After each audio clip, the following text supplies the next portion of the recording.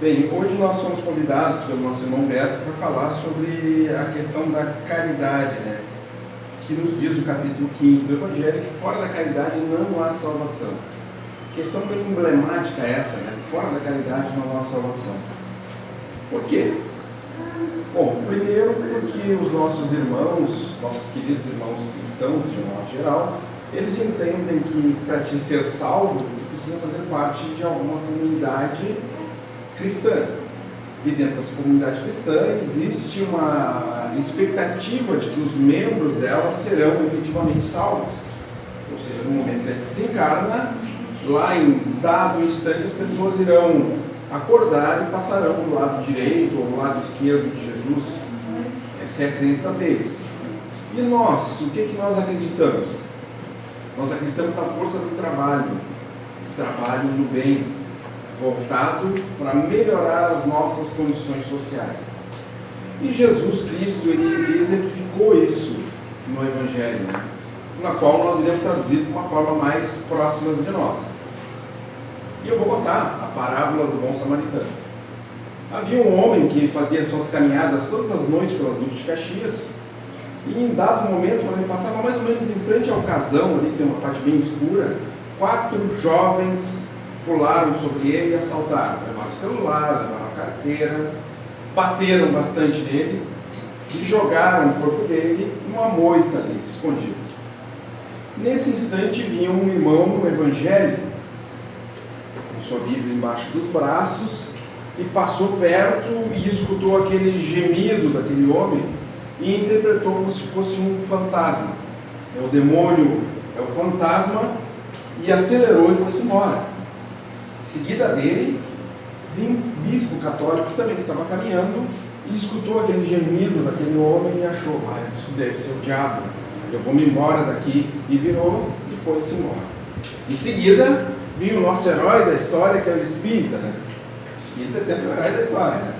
Vinha o espírita passando e escutou aquele gemido, meu Deus, os obsessores precisam ir embora. E o espírita saiu correndo e foi embora. E nesse mesmo instante, na 4ª pessoa que ia passando pelo local, veio um rapaz que era ateu, que não era ligado a sentido de religião nenhuma, que não praticava nenhuma crença, que sequer acreditava em Deus. Na concepção dele, Deus não existia. Baseado na perspectiva em que as pessoas pintaram para ele, ele chegou a uma conclusão de que Deus não existia. E ele escutou aquele gemido. No mesmo instante ele parou, parecia que tinha alguém gemendo, e a pessoa gemeu novamente, e ele foi lá e socorreu aquela pessoa. E ele fez mais, ele socorreu aquela pessoa, verificou que ela estava sangrando e passou a tratar do sangramento daquela pessoa, comprou uma garrafa d'água, deu água para aquela pessoa, fez com que ela se acalmasse, perguntou o que havia acontecido com ela, e ao mesmo tempo não tinha ambulância nesse instante, ele perguntou, não, vou levá-la para o hotel, porque aqui em Praga nós temos um hotel, né? Temos um hotel, vou levá-la para o hotel, tirou do seu bolso, do seu cartão, pagou o acesso da pessoa no hotel e deixou ela ali até o dia seguinte para que ela se recuperasse bem e fosse embora contente e conseguindo caminhar novamente. E a grande pergunta do Cristo que ele faz para todos nós como humanidade, qual dessas 4 pessoas exerceu na prática o sentido da cristandade? Qual delas? Primeira? Segunda? Vamos nomear. Primeiro, o evangélico? Não. Segundo, o católico? Também não. Terceiro, o espírita? Não. Quarto, o ateu? Sim. Qual deles, então, exerceu na prática o real sentido da cristandade? O ateu. Essa pessoa que se dizia que não crê em nada, que não crê em Deus, que não crê em nenhuma entidade espiritual, que efetivamente exercitou a prática da cristandade. E o próprio Cristo nos coloca nessa condição. Rotulou todas as pessoas que estavam passando e uma delas exerceu o sentido, o significado permanente de ser cristão. Notem a diferença? O cristão precisa, antes de tudo, vivenciar a sua crença. Esses dias eu estava num grupo de colegas do exército, tinha um colega lá que ele é questão, uma linha muito radical, e ele criticava todas as outras crenças de um modo geral. Né? E aí eu peguei e coloquei para ele assim, cara, coloquei assim, olha, quando tu critica as outras crenças, tu está na realidade falando muito mais sobre a tua crença do que sobre a crença dos outros. E cada um sabe qual é a vivência que ele tem. Cada um sabe qual é o passo e o caminho que deve seguir. E a questão da cristandade não está apegada a nenhum dos rótulos que nós comumente costumamos ter. Porque muitas vezes o verdadeiro cristão é um evangélico, outras vezes é um católico, e algumas vezes é um espírita, e muitas outras questões é uma pessoa que não acredita em nada disso. Porque o significado da cristandade está apegado à prática dos valores cristãos. Somente isso que vai determinar se nós seremos ou não seremos. Até porque dentro da doutrina espírita a gente acredita que nós não passamos por um processo de salvação ou de exclusão da salvação. Nós passamos por um processo que está sendo construído paulatinamente, gradualmente, à medida que nós existimos, à medida que nós viemos para a Terra. Cada vez que a gente enfrenta um problema, a maneira como a gente vai lidar com aquele problema, a maneira como a gente vai crescer diante daquela dificuldade, vai fazer com que a gente se torne um pouquinho melhor. Ou não. Outro exemplo, segundo alguns amigos cristãos, eles dizem, olha, se tu te converter ao cristianismo, tua alma será salva, mesmo que no último instante. Aí nós pegamos duas pessoas distintas. Hitler, antes de se suicidar, ele pediu perdão a Deus. Deus, eu acho que eu fiz coisas erradas e eu peço perdão a ti. Se suicidou. A alma dele, na teoria, está sendo salva. Não está? Ele se converteu, depois morreu. Na teoria é assim, né? Nós pegamos uma outra pessoa que não tem nada a ver com o cristianismo, que era hindu, Mahatma Gandhi. Aliás, ele nem gostava muito dos cristãos, pelo comportamento que as pessoas apresentavam para ele, que não tinha muito a ver com o comportamento de Cristo. Ele lia bastante sobre o comportamento de Cristo. E ele morreu, ele foi executado, ele foi morto, na realidade, e ele não teve tempo de se converter ao cristianismo. Então, nós temos Hitler no céu, nesse contexto, e Gandhi no inferno. Como isso? Como isso vai dar certo? Não pode ser assim. Não tem como ser assim. Uma coisa está errada nisso. Então nós precisamos da nossa vivência prática no aspecto de sermos cristãos. Quem é que já leu tem uma obra, não é obra, não chega a ser um livro, é um texto, chamado Forró no Mural. Quem é que já leu o Forró no Mural? Já leu esse Forró no Mural? Do Bezerra de Menezes. É bem interessante. O pessoal desencarnado começa a se encontrar no centro, fulano aqui, todo mundo parado ali. Aí daqui a pouco toca uma música de forró e o pessoal é obrigado a dançar. Eles dançam involuntariamente. Aí enquanto aquela música está tocando, eles estão dançando, eles estão cansados, não querem dançar, eles querem descansar, mas não conseguem parar porque eles estão ali no palco dançando. Aí quando a música para, eles começam a conversar uns com os outros. E aí quem está lendo tem que se ver naquele contexto. E nós vemos que aquelas pessoas somos nós. Nós que somos omissos, nós que fizemos coisas erradas, nós que fizemos uma série de questões. E a música voltava a tocar e voltava a dançar. E aí passava assim horas dançando. O forró no umbral é um chamado para que cada um de nós desperte e vivencie a espiritualidade no qual nós estamos ligados. Nós precisamos estar conectados com a espiritualidade. Mas precisamos levar daqui de dentro para fora daquela porta. Precisamos ser espíritas 24 horas. Não é só na hora, hoje tem reunião, hoje eu vou ser espírita. Aí eu saio dali, pego meu chicote, pego a minha espada, a minha faca, bom, agora eu já posso ir embora. Eu vou para casa, vou esfaquear todo mundo em casa, vou dar chicotada todo mundo em casa, vou ser grosso com as pessoas. Isso não é ser espírita. Isso não é vivenciar o cristianismo de fato. E nós precisamos sim despertar para esse contexto maior, que está ao nosso redor. Nós precisamos saber que as leis morais funcionam tanto para mim quanto para as outras pessoas. Precisamos saber que no momento em que eu cometer algo de ruim com alguém, isso vai voltar para mim de uma forma completamente diferente e diversa daquela, mas ela vai retornar para mim. No momento em que eu praticar um ato de caridade, que eu fizer um bem para alguém e não buscar fotografias, geralmente a gente busca fotografia, né? Eu estou fazendo bem, olha aqui, olha eu. Ó, eu estou aqui, estou dando comida para ele, eu estou dando assistência para ele. Isso não é fazer caridade. Fazer caridade anonimamente, pessoal. Anonimamente. Isso sim é verdadeira caridade, porque a gente desperta que no contexto, no geral, a gente está servindo a Cristo. Aquela pessoa, aquele infeliz que está ali no chão ali, que está dando um prato de comida, que sobrou na tua casa que tu ia botar fora, e tu pegou lá e recolheu e colocou no prato delicadamente, carinhosamente, tu está dando para Jesus, não é para aquela pessoa que está ali passando fome ou passando assim. Precisamos sim retornar o nosso olhar para o nosso interior e verificar se nós estamos de fato sendo cristãos. Nós estamos de fato trabalhando em favor do nosso semelhante, independente da bandeira que ele carrega. Independente da bandeira que ele carrega. Muitas vezes o irmão lá vem com uma bandeira vermelha, uma foice, um machado, e ele cai na rua, e tu te sente tocado. Ah, o irmão caiu na rua, eu tenho que ir lá socorrer, vai lá e socorre ele. Não importa a cor que ele está. Não importa se ele está com a camiseta da seleção brasileira, está vestido de verde e amarelo, não importa. Isso tudo não importa. Isso tudo são contextos materiais. E eu lembro, eu costumo trazer Jesus nesses momentos, né? Mas eu lembro especificamente do Gandhi. Enquanto as pessoas brigavam pela independência da Índia, outras brigavam pela independência do Paquistão.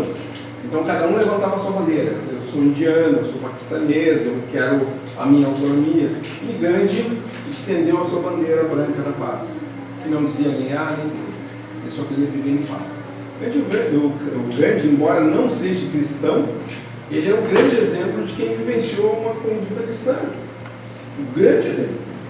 Eu lembro de uma vez, isso é de leitura, tá? Eu lembro, eu não estava lá, quer dizer, eu acho que eu não estava lá, eu acho. Que Gandhi vinha caminhando na rua e um guarda inglês identificou ele. Ele vinha caminhando de branco, com a roupa tradicional indiana, e identificou ele e foi lá e empurrou ele no chão. Jogou ele no chão. O Gandhi caiu, levantou, limpou os óculos, colocou o óculos no rosto e seguiu caminhando. O guarda, indignado, não gostou, queria que ele reagisse, né? Deu um tapa no rosto dele, virou ele, caiu no chão novamente, quebrou os óculos dele. E o Gandhi pegou, levantou, limpou os óculos, botou no bolso e ia sair caminhando. Aí o guarda parou na frente dele e disse assim: quem é que te ensinou a ser tão covarde assim do jeito que está sendo? Quem é que te ensinou isso? E Gandhi olhou para ele e falou firmemente: foi este que está crucificado no teu peito. Ele me ensinou a agir da maneira que eu estou aqui. Aí o guarda viu que ele estava com um crucifixo, né? E olhou e se sentiu envergonhado e saiu e foi embora. Então Gandhi nos ensina que a política e a prática da não violência deve ser uma constante na vida da gente. Constante. Se a pessoa te bateu no rosto do lado direito, como o nosso próprio Cristo nos ensinou, a gente levanta e dá a outra face. E esse dar a outra face não é significar que tem que virar o rosto do lado direito e bater do outro lado. Quer dizer que tu não tens que revidar. Tu não pode revidar da mesma moeda. Eu levei um soco, eu vou dar um soco. Aí eu estou revidando. E aí eu estou dizendo que a pessoa que bateu em mim é a pessoa certa. Por quê? Porque eu estou agindo da mesma forma que ela. E eu tenho que agir no sentido contrário, não pode ser da mesma forma. Nós não podemos alimentar o contexto da guerra. E alimentar o contexto da guerra é uma coisa muito ruim para todos nós. Alimentar-se da guerra, ficar constantemente na ideia de que nós vamos entrar em conflito uns com os outros, daqui a pouco vai dar a ideia, eu tenho vontade de matar essa gente toda, assim. Aí eu fico pensando assim, mas será que os filhos deles todos pensam como ele? Será que daqui a pouco ele não vai estar agredindo os próprios filhos dele que pensam no sentido contrário? Então a gente tem que aprender a vivenciar a prática do cristianismo de uma forma revolucionária, é o ideal dele. É uma revolução, não vou reagir, não vou bater nele, me nego a fazer isso, não vou fazer isso, ele é meu irmão. Qualquer agressão que eu faça contra ele, eu vou estar fazendo contra mim mesmo. Então eu não vou fazer isso. Eu vou tentar tolerar. Eu vou tentar aceitar as pessoas com as ideias que elas têm, por mais contraditório que seja. Por mais contra a concepção de, mas essa concepção não é uma concepção espírita, kardecista. Não é. Mas e daí? Ontem nós passamos pelo Dia Nacional da Diversidade Religiosa, contra a intolerância religiosa.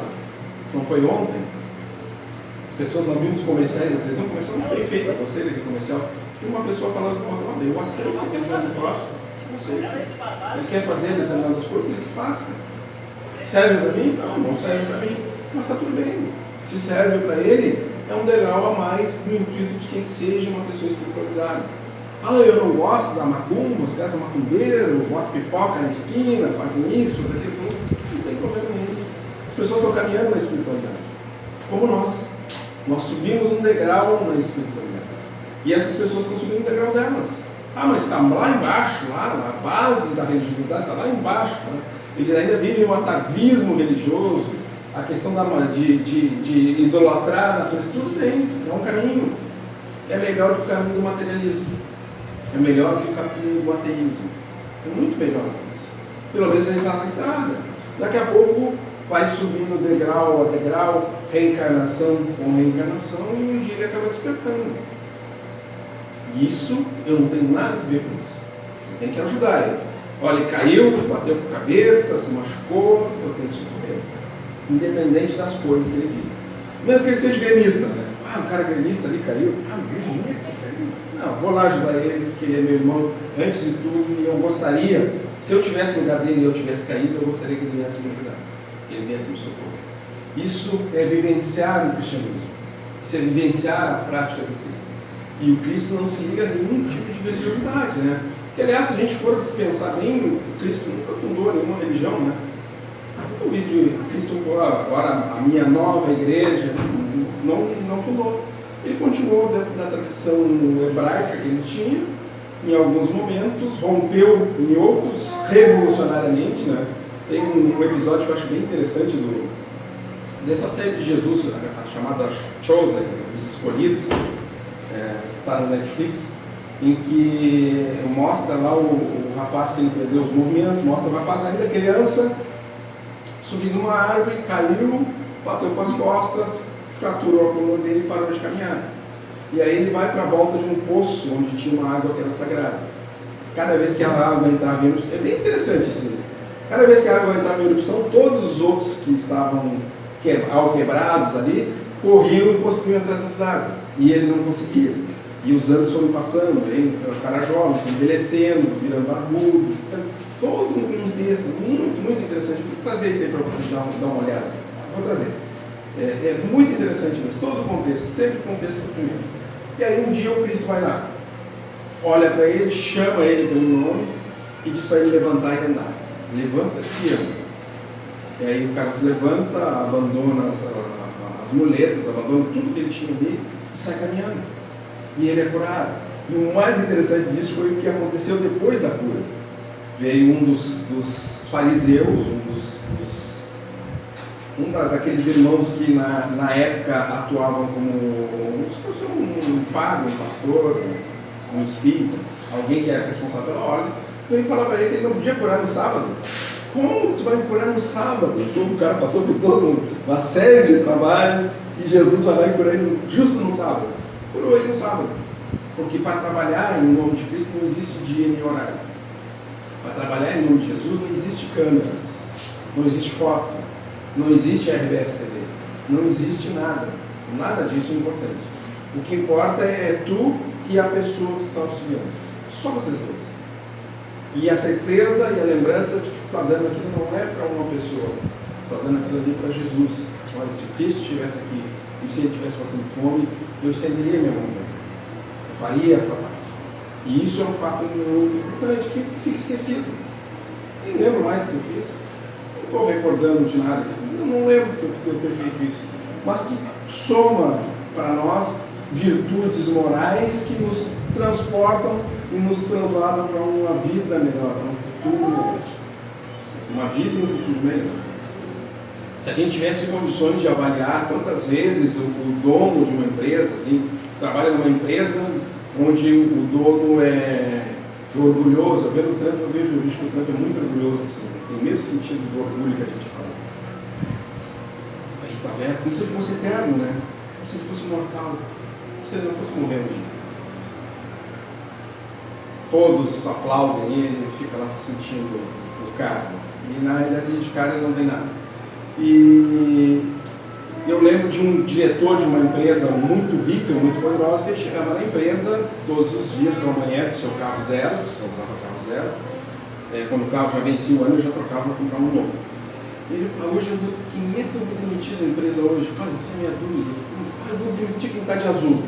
Provavelmente sejam gremistas. Está demitido. Pessoal, todo mundo corria na volta dele. Está demitida. Está demitido. Então estava todo mundo com a rua. E ele sentia muito. Está demitido também. Não pensa que ele vai escapar. Também está de azul. Está demitido também. E ele se sentia muito feliz naquele momento. Eu consegui demitir 3 pessoas. Que coisa boa. Agora sim eu consigo trabalhar tranquilamente. Mas ele não sabia das histórias, das vidas, da vivência daquela pessoa, do sustento que as pessoas tiravam daquela empresa dele. Daqui a pouco ele desencarna, repentinamente desencarna, e ele percebe através de um exame que ele faz na sua própria consciência que ele cometeu muitos erros, que ele foi muito vaidoso, muito orgulhoso. E ele pede para recuperar. Aí ele nasce lá, ele era um senhor branco, loiro, satisfeito com a cor da sua pele. Daqui a pouco ele nasce como um negro, pobre, que não sabe nem ler nem escrever, e vai trabalhar dentro da mesma empresa dele. E tem pânico de ser demitido. Se eu perder meu emprego, o que vai ser dos meus filhos? O que vai ser dos meus netos? Eu não tenho condições, eu tenho que trabalhar aqui. E ele vivia todo encolhido ali dentro daquela empresa, com medo que as pessoas fizessem com ele o que ele fazia anteriormente. Você consegue perceber que tudo retorna para nós? Tudo retorna para nós. Enquanto que ele humilde ia lá assinar a carteira dele, lá para ele assinar a carteira, assinar o recibo lá para ele receber, ele assinava com um dedão, a coisa toda assim, e ele está resgatando diante disso aquilo que ele fez de errado numa existência anterior. E isso é um atributo humano. Todos nós passamos por essas situações. Todos nós, sem exceções. Vocês lembram que no início eu falei que nós vivemos sempre atribulados com uma série de problemas no nosso redor. Problema com o marido, problema com a esposa, problema com a casa, problema de alimentação, problema com o vizinho, problema A, problema B, B, C, D, E, infinitos problemas. E não percebemos que a emergência desses problemas é que faz com que nós melhoramos, que faz com que a gente recupere. Uma outra existência, lá pela 3ª fase, ele vai renascer novamente, um cidadão branco, vai ter muito dinheiro, vai ter muitas posses, mas ele nasceu com uma consciência social. Ele sabe que o salário que ele paga para os funcionários dele é pouco, muito pouco mesmo, perto do que eu ganho. Mas ele tem um senso de gratidão íntima por todas aquelas pessoas que estão trabalhando com ele. Ele brinda aquelas pessoas, dá dinheiro, quem trabalhar hoje, quem trabalhar esse final de semana, eu vou dar R$100 para cada um, dá R$100 para cada um, faz alegria. R$100 para mim é R$1. R$100 eu boto fora todos os dias. Mas não, vamos fazer essa caridade, vamos servir essas pessoas. Nós temos um exemplo típico disso no livro do Salvador Gentilini, chamado Senzala. Quem é que já leu Senzala? Ninguém leu Senzala aqui? O Senzala é um livro espetacular, passa grandes lições de vida para a gente. E segundo a obra, eles falam que essa fazenda existiu de verdade. Era uma fazenda, eu conheci uma fazenda aqui na nossa região, vou falar agora no município, que era a mesma estrutura dessa fazenda, coisa interessantíssima. Uma fazenda de plantação de café, onde cada escravo tinha sua casinha. Cada um tinha sua casinha individual e mais ou menos 1 hectare de terreno onde ele poderia plantar e vender para fora, se assim o quisesse. Podia vender, fazer qualquer coisa que era dele. Então os escravos lá não voltavam no fogo na fazenda, porque geralmente as pessoas ficavam presas nas chamadas senzalas, era exatamente para elas não queimar a fazenda e não atentar contra as vidas dos seus senhores. Eles prendiam, geralmente no subsolo, embaixo da casa ali, o tanto que dava para te caminhar ali embaixo ali, ficava encerrado lá de fora. E ele tinha um vizinho, tinha um ciúmes enorme dele, um ciúmes louco. Ele mantinha um sistema escravista bem radical, de tronco, chibatada, tratava os escravos como se fossem bichos, como se fossem animais, e ele ficava com ciúmes do vizinho dele, porque o vizinho dele, a plantação dele, crescia, e ninguém queimava. E vez que outro escravo conseguia fugir, ele botava fogo na fazenda toda, eles queimavam tudo, né? Aí ficava louco da vida também. A culpa era daquele vizinho lá, que desgraçado trata essa gente como seres humanos. E depois acontece uma coisa, agora eu vou deixar vocês curiosos, e vocês vão ter que ler o livro, vocês saberem o que acontece depois. Troço fantástico, muito, muito interessante isso. Então, a vivência e a prática da espiritualidade ela se dá a partir de processos de dor e sofrimento. Não existe outro jeito. Não existe outra maneira. A partir do momento que a gente começa a colher os frutos que nós mesmos plantamos, nós estamos nos dignificando a construir uma estrada melhor. E muitas vezes eu jogo o tijolo para cima numa existência, e aí reencarno, uma outra vida, veio aqui de boa e o tijolo cai na minha cabeça e eu culpo Deus. Oh Deus, como se Deus estivesse lá em cima. Oh Deus, por que tu jogaste esse tijolo sobre mim? Será que eu mereço? Faz parte do destino, eu não queria. Mas só que eu não percebo que fui eu mesmo que joguei. E eu mesmo estou colhendo esse tijolo que caiu sobre a minha cabeça. E a partir do momento que eu pego o tijolo, eu sofro, eu choro, e eu me levanto, e eu pego o tijolo, eu vou segmentando o meu caminho, eu vou me tornar uma pessoa mais madura, eu vou me tornar uma pessoa mais experiente, e eu vou me tornando um ser humano melhor. E esse é o destino individual que todos nós passamos. Todos nós temos que nos tornar seres humanos melhores. Todos nós temos que construir algo de fato. E lá, numa das muitas existências que nós tivemos, a gente pode dar um cliquezinho e despertar. Mas meu irmão está passando trabalho. Aqui na frente de casa, durante a pandemia, tem uma senhorinha que mora ali, e eu nunca vi essa senhorinha saindo para comprar comida. E outro dia pedi, aí vou lá me oferecer para ela. Ela falou, tudo bem, senhora, de máscara. Se a senhora precisar de alguma coisa, eu posso pegar a senhora no mercado. Ai, meu filho, eu estava até passando fome. Muito obrigado, eu vou te dar na minha listinha e te dou o dinheiro que compra comigo. Isso é caridade. Essa é a verdadeira caridade cristã. Independente do jovem ser pastor, independente do jovem ser umbandista, independente do jovem ser espírita. Ele exerceu na prática aquilo que não lhe é destinado. Muitas vezes, ontem eu estava conversando sobre isso, eu tinha um tio que ele era uma figura. Ele sempre se negou, ele não ia ao hospital, se tivesse baixado no hospital, ele não ia a velório e ele não ia a cemitério. Não ia, era radical, a cultura de não vou nesse lugar, não vou. Quando ele desenganou, a única pessoa que estava no velório dele era eu. Eu achei que era muito engraçado, bem irônico, né? Então ele foi enterrado sozinho, nem mulher, nem filho, nem ninguém, nem vizinho, nem amigo, ninguém foi no velório dele. Era na época da pandemia, né? Ele foi enterrado assim. Ou seja, as pessoas acabam colhendo aquilo que elas semeiam. E a gente faz isso todos os dias. Todos os dias. Ai, Luiz, eu apanho do meu marido. Já é o terceiro casamento que eu tenho, eu apanho de todos eles. O que eu fiz na minha existência pretérita? Pode atribuir umas centenas de outros valores que existem. Existem um tipo específico de aprendizado individual para cada um de nós. Uma centena.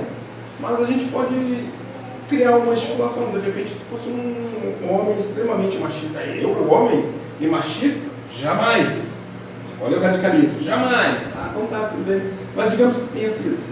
Se tu batesse nesse contexto contra muitas mulheres, mas não sentisse a dor de ser batido.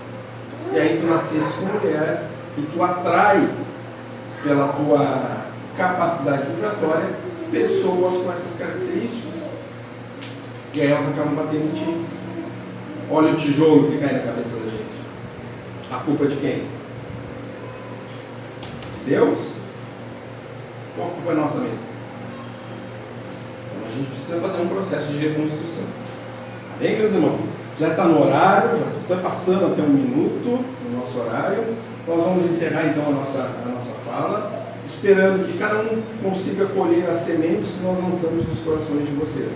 De vocês e de mim também, né? Porque muitas vezes a gente passa por certas dificuldades e não entende o porquê daquelas dificuldades, e aí daqui a pouco parece que fica tudo claro. Olha só, está dizendo por que está sofrendo determinadas coisas. Tá bem?